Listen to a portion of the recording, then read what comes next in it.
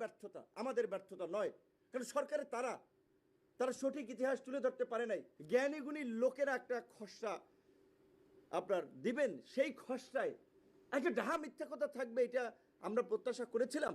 এই ধরনের একটি মিথ্যাচার, এই ধরনের একটি বিকৃত ইতিহাস জুলাইয়ের ঘোষণাপত্রে থাকবে, এটা আমরা প্রত্যাশা করি নাই। এই আপনার জাতীয় ঐক্যমত্য কমিশনের নামে এই তামাশার কি দরকার ছিল? তামাশার তো কোনো দরকার নাই। আমরা সরকারকে ওন করেছি, ধারণ করেছি, কিন্তু প্রকৃত অর্থে আমরা সরকারকে যতটা ধারণ করেছি, সরকার আমাদেরকে ততটা ধারণ করে নাই। সরকার শুধু ধারণ করেছে এনসিপিকে, যেই কারণে সমস্ত কর্মকাণ্ডে দেখবেন এনসিপির একটা প্রাধান্য, সদ্য নতুন দল, গঠিত দল। এমনকি এই যে ঐতিহাসিক জুলাই ঘোষণাপত্র দেওয়া হলো, ভাই ইতিহাস টেনে গালগপ্প অনেক করা যায়, কিন্তু যে কোনো একটা বিষয়ে আপনাকে টু দ্য পয়েন্টে আসতে হয়, সামারিতে আসতে হয়। আমরা এই যে 10-15 মিনিট 5-7 মিনিট কথা বলি, টেলিভিশন যখন একটা নিউজ করে তখন কিন্তু কাট করে 1 থেকে 1.5 মিনিট বা 30 সেকেন্ড 50 সেকেন্ডের মূল বক্তব্যটাকে কাট করে, বিকজ প্রত্যেকটা জিনিসের একটা জিস্ট থাকে। তো এই গণ অভ্যুত্থানের জিস্ট, এই গণ অভ্যুত্থানের মূল মন্ত্র, এই গণ অভ্যুত্থানের মূল প্রেক্ষাপট ছিল 2018 সালের কোটা সংস্কার আন্দোলন।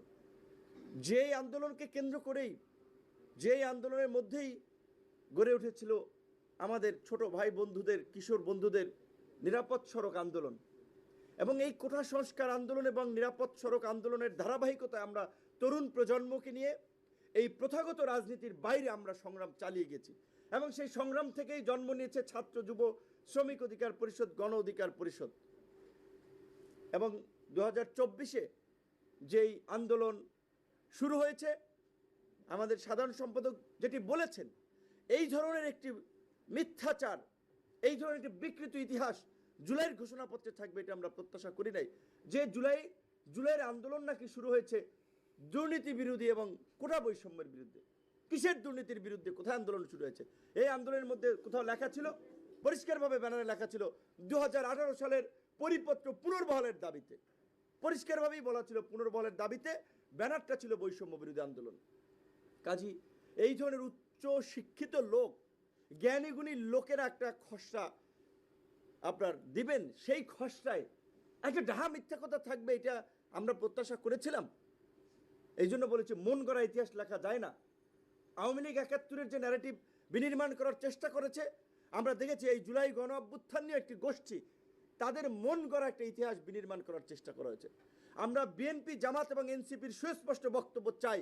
আমরা যতদূর জানতে পেরেছি, এই ঘোষণাপত্র চূড়ান্ত করার আগে দফায় দফায় ফরমালি এবং ইনফরমালি বিএনপি, জামাত, এনসিপিকে নিয়ে বৈঠক হয়েছে।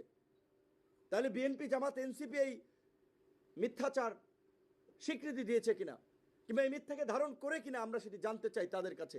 যেহেতু আজকে প্রত্যেকটি দল আনুষ্ঠানিক প্রতিক্রিয়া দিচ্ছে, এই বিষয়ে সুস্পষ্ট তাদের মন্তব্য আমরা জানতে চাই।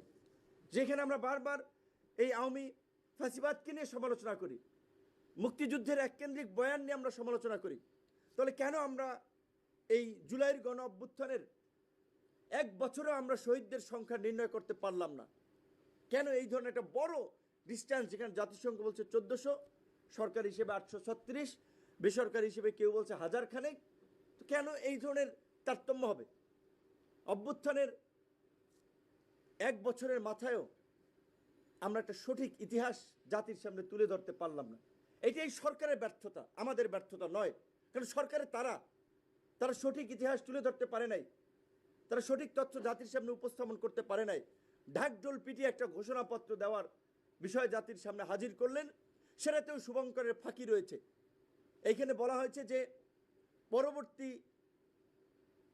নির্বাচনের নির্বাচিত সরকারের সংস্কারকৃত সংবিধান, তো তাহলে পরবর্তী নির্বাচিত সরকারের সংস্কারকৃত সংবিধানে যদি এটি অন্তর্ভুক্ত থাকে, পরবর্তী যদি সরকারি ডিসিশন নেয়, তাহলে এই আপনার জাতীয় ঐক্যমত্য কমিশনের নামে এই তামাশার কি দরকার ছিল?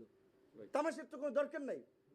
আমরা প্রায় 2 মাস সমস্ত কর্মকাণ্ড বাদ দিয়ে পরিবারকে বঞ্চিত করে এইখানে, মানে ওই যে অফিসের মতো, আপনার সকাল 11টায় আলোচনা শুরু হয়েছে, বিকাল 5টা, এবং শেষ দিকে আপনারা দেখেছেন 10টা 11টার দিকে আপনার আলোচনা শেষ হয়েছে।